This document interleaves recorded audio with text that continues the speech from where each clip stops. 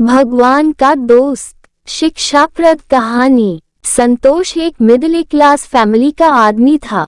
संतोष अपने नाम से काफी विपरीत स्वभाव का था, क्योंकि उसे हमेशा लगता था कि भगवान ने उसका और हर मिडिल क्लास व्यक्ति का साथ कभी नहीं दिया और उन्हें हमेशा हर एक वस्तु के लिए जरूरत से ज्यादा संघर्ष करना पड़ता है।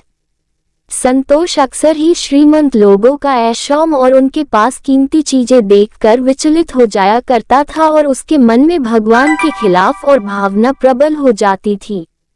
एक दिन संतोष अपना काम खत्म करके अपने घर की ओर जा रहा था। रास्ते में एक मंदिर आया। इस मंदिर के बाहर एक छोटा सा लड़का 8-10 साल का होगा, नंगे पैर धूप में गुब्बारे बेच रहा था।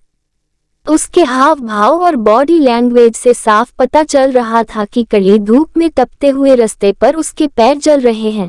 बावजूद इसके वह उसी जगह पर पैर बदल बदल कर गुब्बारे बेचने में लगा हुआ था। संतोष को उसकी परिस्थिति के बारे में यह अंदाजा लगाने में कि वह 2 वक्त की रोटी कमाने के लिए इतनी जल्दी सेहत कर रहा है, जरा सा भी वक्त नहीं लगा।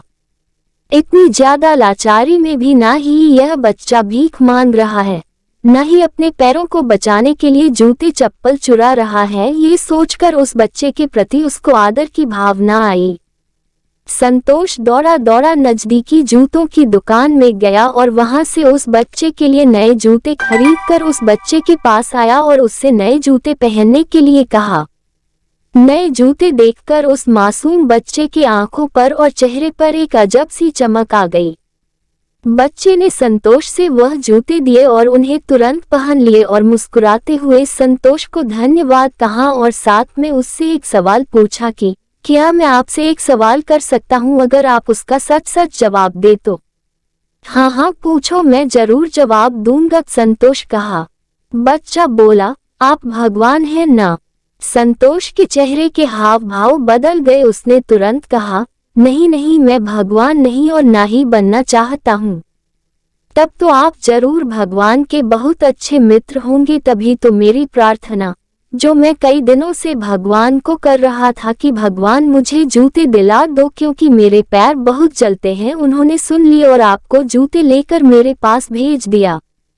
मासूम बच्चे की यह बात सुनकर संतोष का मन गहरे विचार में डूब गया। उसने सोचा, सच ही तो है, मेरे मन में अचानक इस बच्चे की मदद करने का विचार अपने आप तो आया नहीं होगा। शायद भगवान ने ही इस बच्चे की मदद करने के लिए मेरे दिमाग में यह विचार डाला।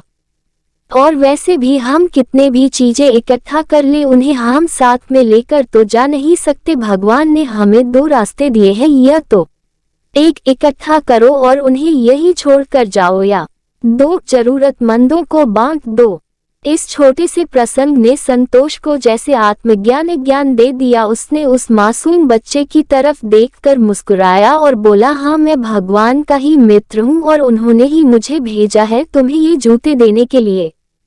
और वहां से अपने चेहरे पर बहुत बड़ी मुस्कुराहट लेकर अपने घर की ओर चल दिया। इस वीडियो में आपको कुछ भी अच्छा लगा हो और कुछ सीखने को मिला हो तो प्लीज चैनल को सब्सक्राइब और वीडियो को लाइक, कमेंट, शेयर करना मत भूलना। हम आपके लिए अच्छे कंटेंट लाते रहेंगे।